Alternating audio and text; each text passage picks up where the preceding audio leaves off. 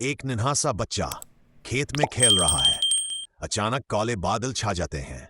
बच्चा आसमान की तरफ देखकर खुशी से कहता है, वाह, बारिश आने वाली है।